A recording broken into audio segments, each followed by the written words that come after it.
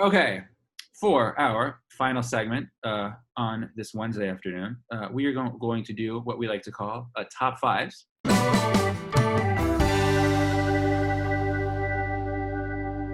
So today, for our top fives, Alex, sorry, what would you? I'm doing my best, man. For our top fives today, what are we going to be top fiving? Well, in honor of Mahomes' new contract, which obviously was a reaction to his incredible first two full seasons, I guess, in the league. You know, he played three, but really only been a key player for two of those seasons. We're doing our picks for the top 5 2-year starts in sports history. We'll each give our number 5, then we'll each give our number 4 and discuss them along the way. Did you want to do 5 to 1 or alternate 5 or 5 5? We'll alternate when just go okay. 5 5 4 4. Yeah. Okay. So who wants to go first? Eeny, meeny, miny, me. Okay. Number 5, I have Tim Duncan. Made an All NBA first team. Both of his first 2 years. A Rookie of the Year. A Rookie first team. Won an All-Star game, and then he also, again, if you won this in your first 2 years and then didn't get injured like Magic Johnson did in his second year, if you won a Finals MVP the way Tim Duncan did, I just hold that in such high regard. You know, perform that well on the biggest stage is really just impressive to me. And then before I go to number 4, I also want to give 2 honorable mentions to both Magic, who I mentioned, who missed half of his second year because of a knee injury, and then Mike Trout, who should have won an MVP both of his first 2 years, but did not because of Miguel Cabrera, who was also deserving. But okay, what's your number 5? My number 5 is Jim Brown. He won MVP in his rookie year, leading the league in both rushing yards and touchdowns, and then did the same thing again next year. MVP, rushing yards leader, and in the second year led the league in total touchdowns, not just rushing touchdowns. And in the rushing yards and rushing TDs, he absolutely lapped the field. Like 1,527 rushing yards, and that was when the season was 12 games long. And you average that out per game. That's nuts.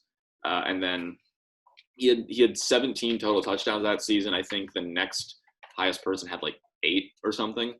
And it got to the point where just the rest of the NFL sort of wasn't prepared to handle him. I also have a couple honorable mentions. My honorable mentions are Ichiro Suzuki, who was league MVP as a rookie in 2001, 242 hits. You want to know the only other player after 1930 with more hits than that in a year? Do you know who it is? I do not. It's Ichiro Suzuki in 2004. There it is. And then how did he do in his second year though? Second year, 208 hits, batted .321, Gold Glove winner, 4th in the American League in stolen bases. The only reason I don't have him in my top 5 is because he came from playing professionally in Japan, so it wasn't like a sort of a 2-year rookie year kind of start in the. Yeah, he came in his late 20s. Yeah, mm-hmm. He was already Mm-hmm. And then the other honorable mention on my list is one of my all-time favorite players, Tim Lincecum, who won the Cy Young Award in each of his first 2 full seasons. His record was 33-12. His ERA was 2.55, over 500 strikeouts. I would argue that he didn't deserve the second Cy Young Award. You think Adam Wainwright? Adam Wainwright. Quick story about that, actually, if I can. Funny months ago.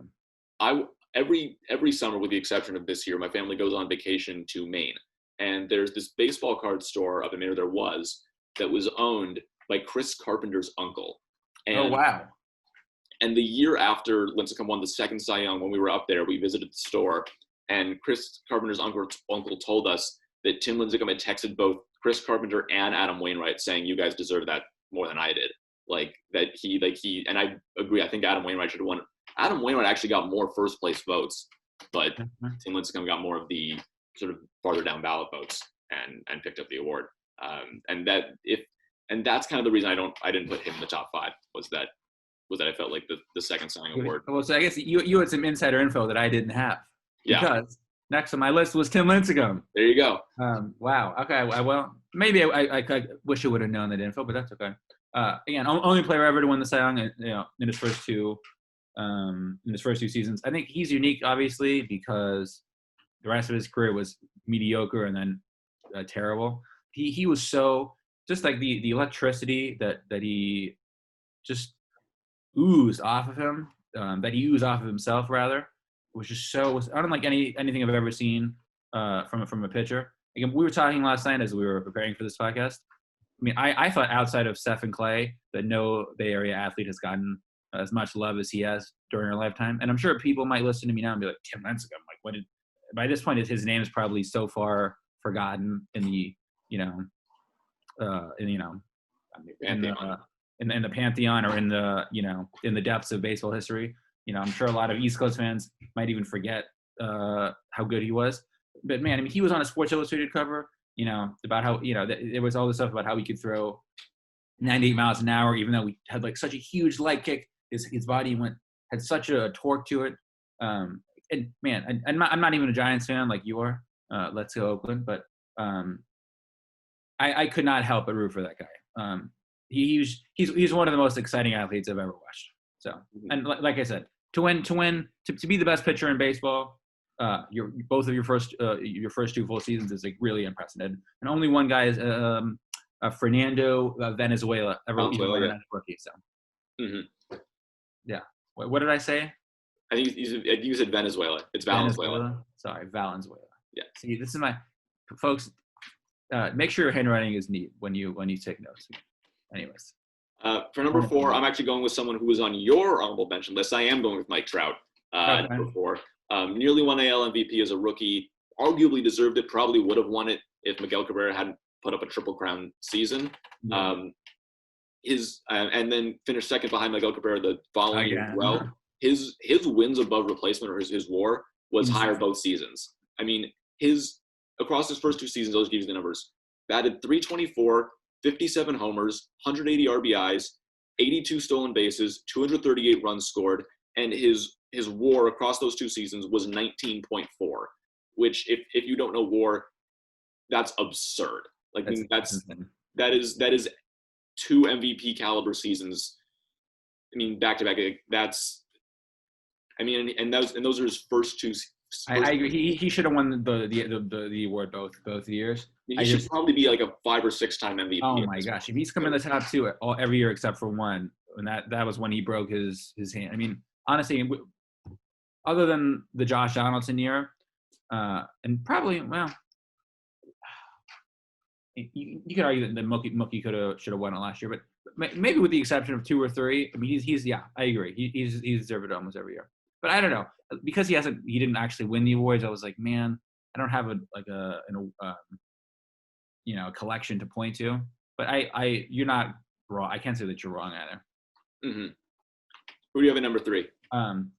So I'm at number 3. Actually, wait, really quick before you get to 3, I wanted to ask you: do you view the Miguel Cabrera winning the MVP because of the Triple Crown a little bit similar to Russell Westbrook's? The voters just voting for him, because we haven't seen this in so long, we have to vote for him to win MVP. Are they a little similar? I mean, I think there's an argument there. I also think that in 2012, since the Tigers had a much better season than the Angels, and Miguel Cabrera was such a huge part of that, I think there's an argument to be made in his favor there as well. Because they won. Okay. But there's some overlap, though? Yeah. I think. Okay. Yeah. All right. Sure. At my number 3 spot, I have Kareem Abdul-Jabbar. Has an MVP, a title, a Finals MVP. By the way, he is the longest time in between Finals MVPs. Quick little side note. He won his first in 71, his second year, and then he won his second one in 1985, which is pretty crazy. Everyone talks about LeBron's longevity, but Kareem's doesn't get talked about enough. Was an All-Star both years, Rookie of the Year. He made the All-Defensive team both times. All-Defensive second team both times. Rookie of the Year, All-Rookie first team, and he was the NBA scoring champion in the second year, which is extraordinarily impressive to be that polished coming out of college. Which I just want to say one more thing before I pass the baton to you. The fact that he was in college for 4 years, and again they won at UCLA. UCLA, right? Yeah. Yeah, UCLA. I think he did come out a much more ready prospect. So I wish more players would do that. But anyways, who is your number 3? My number 3 is I'm turning away from team sports and I'm going with Tiger Woods. Within a year of turning pro, he'd won 3 PGA events. He'd won the 1997 Masters, which is one of the most dominant performances ever in a major. He was Sports Illustrated Sportsman of the Year, and he already reached the #1 world ranking by the time he was 21. And then year 2 wasn't quite as strong, only won 1 PGA event, but it was still really good. I mean, just on the strength of his first year alone, I mean, that is as good a sort of rookie season, if you will, as anyone's ever had. I mean, on that alone, he deserves to be on this list, which I think shows you how amazing that first year was for him. I mean, not even just his winning, but like the way he won and his sort of the fashion like with which he went about it. Mm-hmm. I can't I can't hate on that. What were the majors that he won? Do you have them written down? In his first 2 years, his only major win was the Masters. But it was just such a dominant performance, and he just kind of swept everybody away that it got everybody's attention. He won by like 8 or 9 strokes, if I recall, right? I think more than that. I think it was 12. It was 12. I don't remember, but because we were young, but I do recall watching and reading about how he crushed everybody. Mm-hmm. So, yeah, I should have. Really quick, how's your golf game going, by the way? It's getting better. Yeah. I'm still not all the way there yet, but just sort of little bits and pieces here and there. Still super inconsistent. Same, man. We'll talk about it more in depth. Yeah, okay. For sure. Okay, number 2. Let's do it. Okay, my number 2 is Will Chamberlain. Purely, again, everyone, when talking into the totality of careers, people like to, take into account winning and championships, all the type of stuff. But if we're purely looking at this specific time frame in someone's first 2 years, I actually value winning not less, but I don't grade as harshly if someone doesn't win, because we don't expect you to win in the first 2 years. LeBron never got criticized for not winning in his first 2 years. He didn't really get criticized until 2009, 2010, 2011, which was 7th, 8th, and 9th year. So we don't really expect guys to win that early on. So I don't hold it against someone if they don't. And if you just, again, I'm not a end-all be-all guy when it comes to stats, but let me just read. I mean, Will's stats, for his whole career, they're insane. But as a rookie, he averaged 37.6 points per game, 27 rebounds, 2 assists, just incredible. He won the scoring champion. He was the scoring champion and the rebounding champion, both his first year and his second year. He was an All-Star Game MVP, and then his second year, again. By the way, both of his first 2 years, he averaged over 46 minutes a game. So like not load managing, no like taking the second night of a back-to-back off. No disrespect to Kawhi, but like if he load manages after having these last 4 months off, I will roll my eyes up to the ceiling. But Will's second year, 38 points a game, 38.4 points a game, 27.2 rebounds, and like I said, MVP scoring champion and the rebounding champion in each of his first 2 seasons. Again, the 2 first-team All-NBAs both those years. Obviously, needless to say, 2 All-Star games. Needless to say, who won an MVP his second year, as well as an All-Star game MVP. So, who is your number 2? Zevan, my friend. We agree on one. Oh my goodness! Will Chamberlain at number 2. Just to get smirked when I first started. Okay. No, you've already kind of said a lot of it. I'll just sort of add on a little bit. His first season, 5th best single season scoring average, 2nd best single season rebounding average in NBA history. 1 MVP, like you said. And you mentioned the whole not winning thing and how we don't hold against it, and I totally agree with you on that. But he did almost single-handedly take the Bill Russell Celtics to 6 games that year in the second round of the playoffs. In year 2, he had the 3rd best scoring season and the best rebounding season in NBA history. And he was responsible for more than 30% of his team's points and more than 30% of his team's rebounds. It's so insane. Yep. Almost no one has ever carried such a heavy workload for their team immediately upon entering the league. And he did it, and he did it well. And he did it unconscionably, extraordinarily well. Okay, yeah, I know. Go ahead. It's pretty remarkable just how much more dominant he was than everybody else, not just on the Warriors, but kind of in the league. So, absolutely.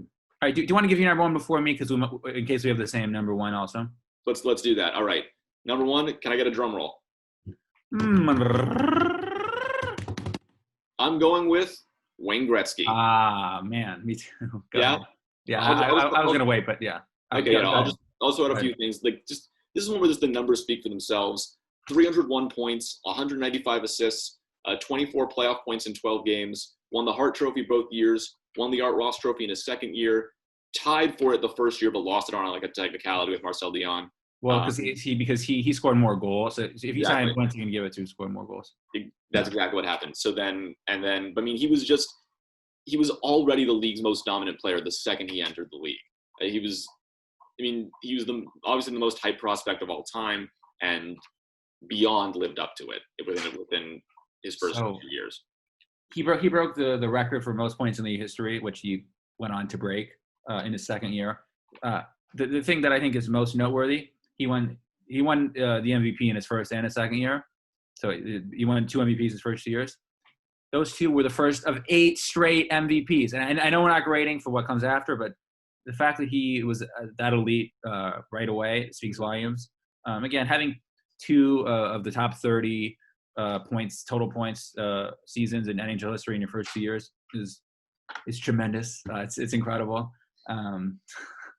Again, I'm not surprised that we have the same number one. Any more thoughts to add on him or Will, to be honest? Yeah, I mean, like you said, 8 straight MVPs. I think the Art Ross Trophy that he won in his second year was the first of 7 or 8 in a row as well. I mean, people were calling him the Great One before he ever even played in the NHL, and then he kind of just like said, and then he almost did better than that, if that makes sense. I mean, like he had the most expectations of anyone that anyone's ever had, and then did better than that. Like he was so good that the whole league retired his jersey. Yep. I mean, he has 61 records and 62 if you count having the record for the most records. So, which I always love to say that last part, the record for the most records. He would be the NHL's all-time leader in points if he had never scored a goal. He's the all-time leader in points. Yep, he's more assists. Yep, which is just. Mm-hmm. He is a stake. I know people in America aren't big on hockey, but he definitely has a stake for being the best, the greatest athlete of all time. He no doubt. And here's the thing: in the NBA, there's at least some debate over who the GOAT is. In NFL, there's some debate over who the GOAT is. MLB, some debate. NHL, no debate. None. Zero. Yep. That's kind of all there is to say on that.